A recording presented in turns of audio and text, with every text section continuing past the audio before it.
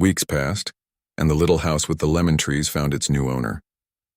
The paperwork went smoothly, the keys were handed over, and the friend, quiet, kind-eyed, with a soft laugh that seemed to carry years of both sorrow and strength, moved in just as the first spring rains began to fall. She spent her mornings in the sunroom with a cup of tea, afternoons tending to the small garden, and evenings sitting on the bench under the old tree, watching the sky turn gold. It wasn't a mansion. It didn't have a wine cellar or a private gym, but it had light. It had peace. And most of all, it had love, woven into every decision that brought her there. Back at the real estate office, everything looked the same on the surface. The marble floors still gleamed.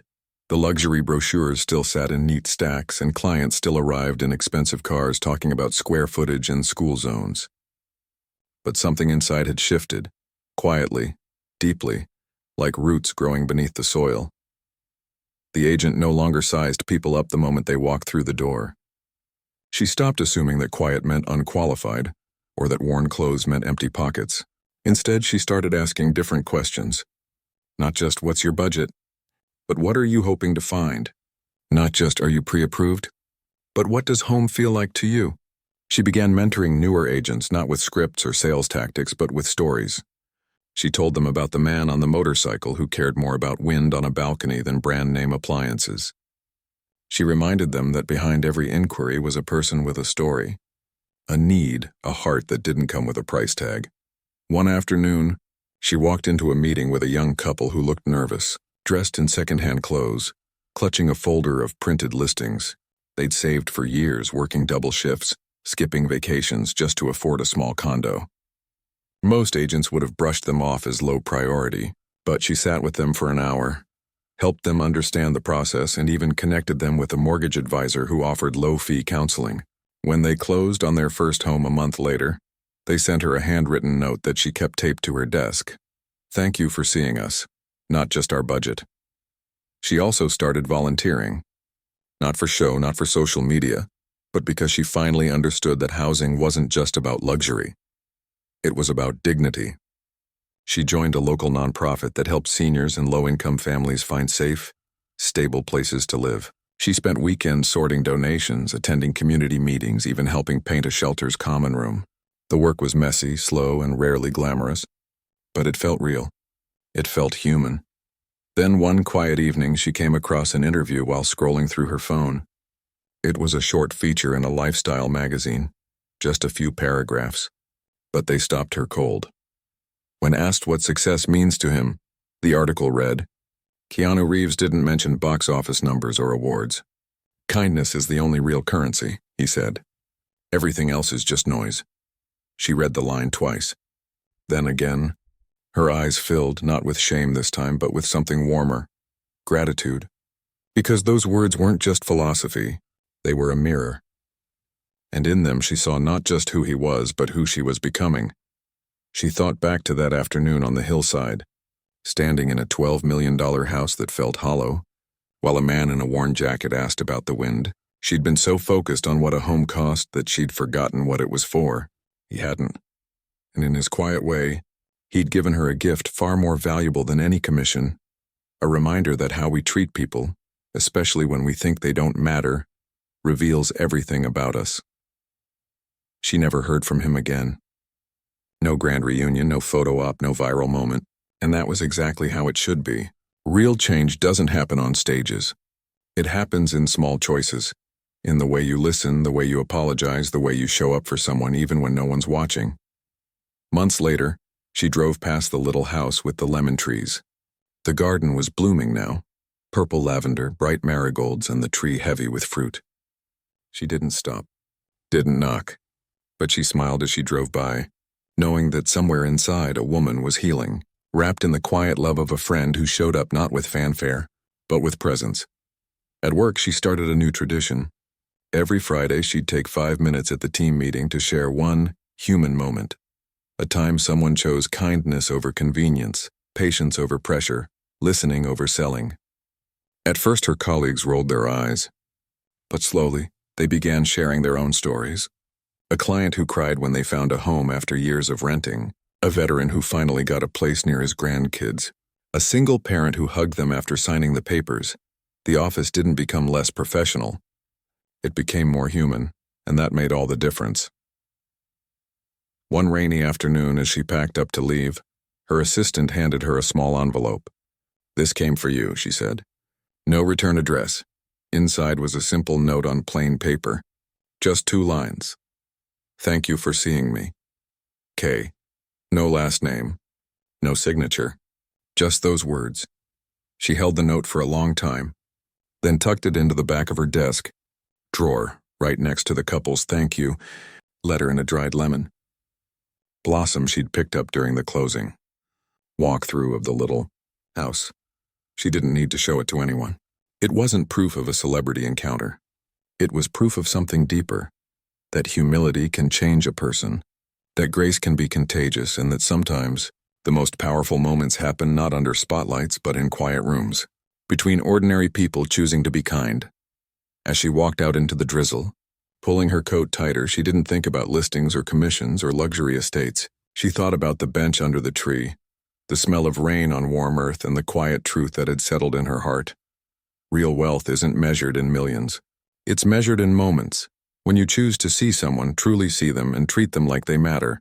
And that was a lesson worth more than any house on any hill. As the years rolled on, life didn't get easier. It got heavier. Fame brought comfort, yes, but it couldn't shield them from the kind of pain that cuts deep and stays with you. For him, the late 1990s and early 2000s became a stretch of unimaginable loss. First came the stillbirth of his daughter, his only child, born too soon, gone before she ever took a breath. The grief was quiet, private, the kind that doesn't make headlines but hollows you out from the inside. Then, just months later, the woman he loved, the mother of that unborn child, was killed in a car crash on a rainy Los Angeles night. In less than a year, he'd lost his entire family. He walked through the world like a ghost after that, polite and present on the outside but somewhere far away inside. She watched it all happen from a distance, heart breaking for him, but never pushing. She knew better than to flood someone with words when they're drowning in silence. Instead, she showed up in small ways. Left voice messages that didn't ask for replies, sent books she thought might bring him comfort, or just sat with him in silence when he finally let her in. She didn't try to fix it. She knew you can't fix grief. You can only carry a little of it for someone if they'll let you. Around the same time, her own life was unraveling in quieter, more public ways. Her marriage, once held up as a Hollywood fairy tale, slowly came apart under the weight of secrets and distance. When the truth came out, it wasn't just painful. It was humiliating. Tabloids twisted every detail. Strangers judged her choices, and for a while she felt like she'd lost not just a partner, but her sense of self. In those moments when the world felt like it was closing in, she'd call him.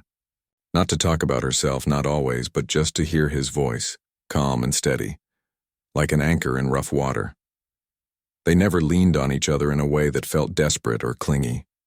It was more like they'd built a bridge between their separate islands of sorrow, and sometimes, when the storm got too strong, they'd cross it just to sit together for a while.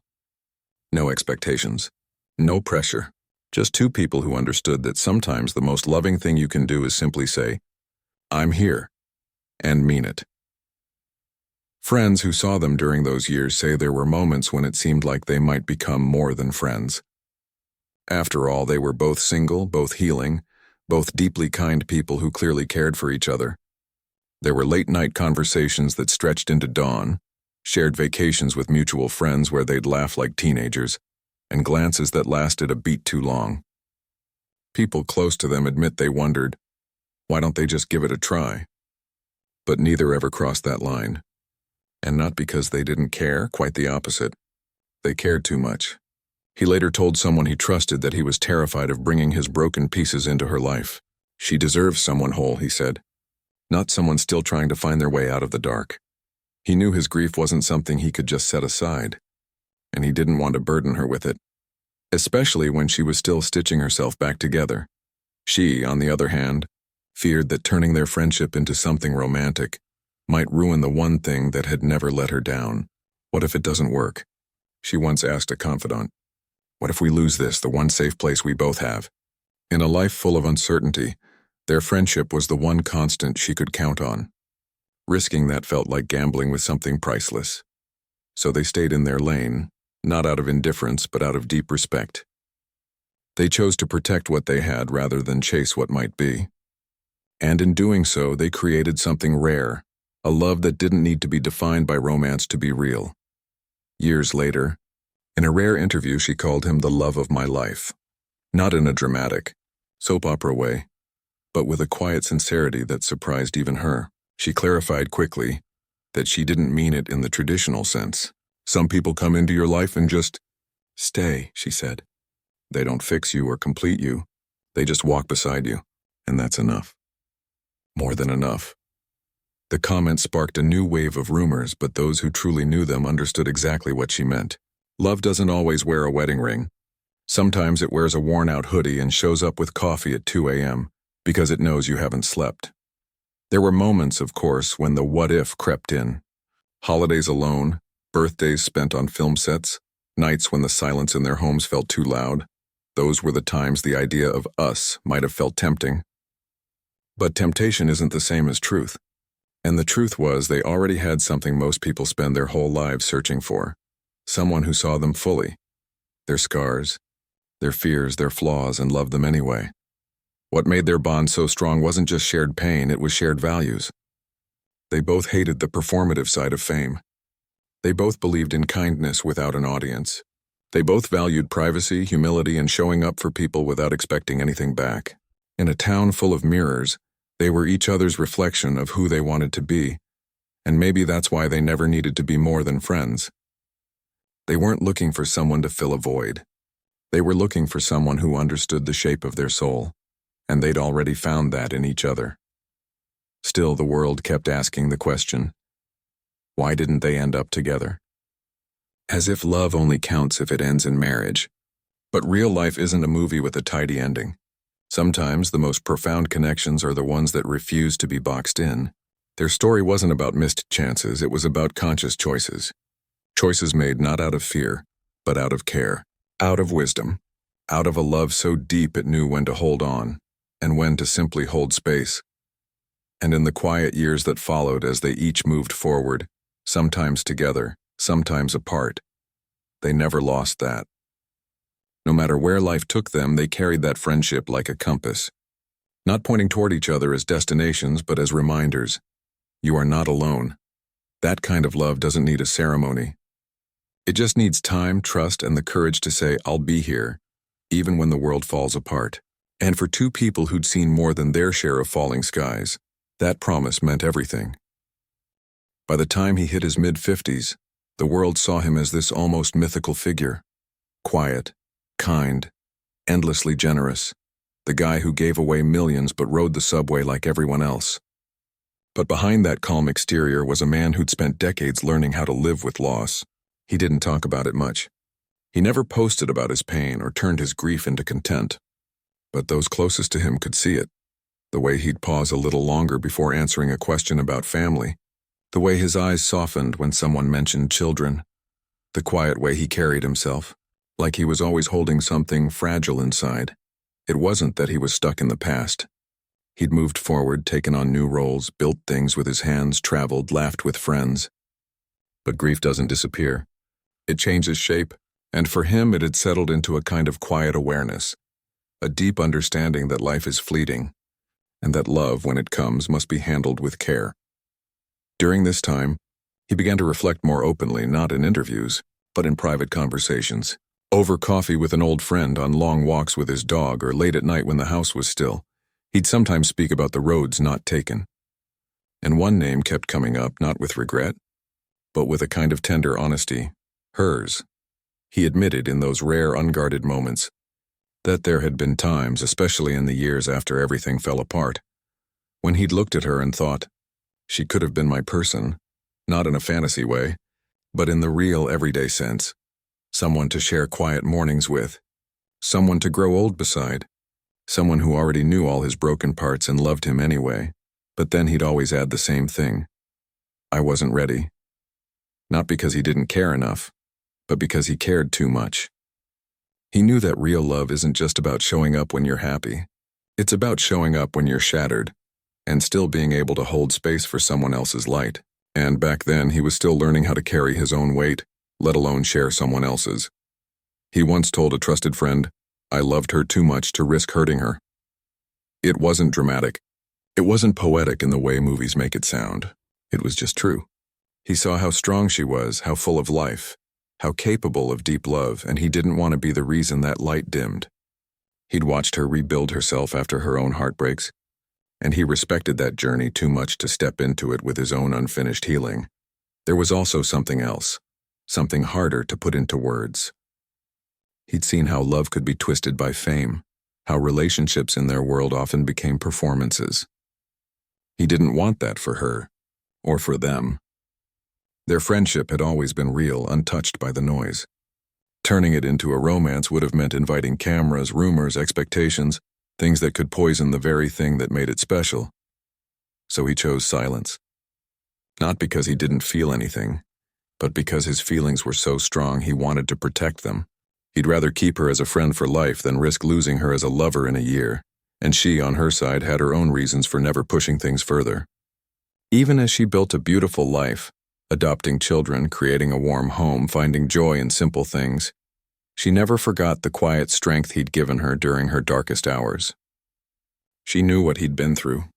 She saw how hard he worked to stay kind in a world that hadn't been kind to him. And she understood, maybe better than anyone, that love isn't always about holding on. It's sometimes about letting someone heal at their own pace, even if it means you walk beside them instead of hand in hand. They never had a big conversation about it. No dramatic confession under the stars. Just a series of small choices made over years that added up to something profound. The decision to love each other in the way that worked, not the way the world expected. As he got older, he started to see things more clearly. Time has a way of sanding down the sharp edges of regret. He realized that what they had wasn't a missed opportunity. It was its own kind of miracle. How many people get to have someone who knows them this deeply, who shows up without being asked, who never asks for anything in return? That kind of bond is rarer than romance, and in many ways just as meaningful. He also began to understand that readiness matters. Love isn't just about feeling, it's about capacity. And back when they were both single and hurting, neither of them had the emotional space to build something new. They were too busy surviving. And that's okay. Life doesn't always line up perfectly. Sometimes the right person comes at the wrong time. And sometimes the most loving thing you can do is wait. Not for them to change, but for yourself to be ready. Now in his late 50s, he felt a different kind of peace. Not the peace of having all the answers, but the peace of knowing he'd done his best with what he had. He'd honored his grief.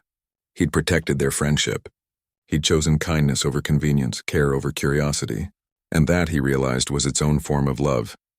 He still thought about her often, not with longing, but with gratitude. Gratitude that she'd been there when he needed her most. Gratitude that she never tried to fix him. Gratitude that she let him be exactly who he was, even when that person was quiet, distant, or lost. And though they didn't talk every day, didn't post about each other online, didn't make grand gestures, she was still part of his inner world. A steady presence, a soft place to land. And that, he knew, was worth more than any headline, any wedding photo, any public declaration, because real love doesn't always need to be seen to be real. Sometimes it lives in the spaces between words, in a text sent at 3 a.m., in a shared silence that feels like home, in the quiet certainty that no matter what happens, someone's got your back. And for a man who'd lost so much, that kind of love wasn't just comforting, it was sacred. It was a quiet morning in September, just past sunrise, the kind of soft golden light that makes even a city feel peaceful. He'd turned 60 the day before, and though the world had flooded his mentions with birthday wishes, he'd spent most of it alone, walking his dog through a nearly empty park, sipping coffee from a chipped mug he'd had for years. No parties, no red carpets, just the simple rhythm of an ordinary day. But later that afternoon, he sat down for a rare one-on-one interview, not with a flashy entertainment show, but with a small podcast run by a longtime journalist he trusted. He hadn't planned to say much. Just a few words about his latest project, maybe a thank you to fans. But somewhere in the conversation, the host gently asked the question everyone had wondered for decades. People still talk about your friendship, and how close you two have always been. Did you ever think it could have been more? He didn't answer right away. He looked out the window for a moment, like he was gathering not just his thoughts but his heart. Then he spoke softly, honestly, without rehearsing or hiding behind charm. "I think people see love in only one way," he began, like it has to lead to marriage, to living together, to a certain kind of story. "But love shows up in a lot of forms. And what we have is real. It's just not the kind you put on a wedding invitation." He paused, then smiled a little. "She's been one of the truest people in my life. Through everything, loss, confusion, the weird loneliness that comes with this job. She never asked me to be anything other than myself. And I tried to do the same for her." He went on to explain that yes, there were moments when he wondered what life might have looked like if they'd taken that step. But he also knew that timing matters. When we were both free, I was still carrying so much pain.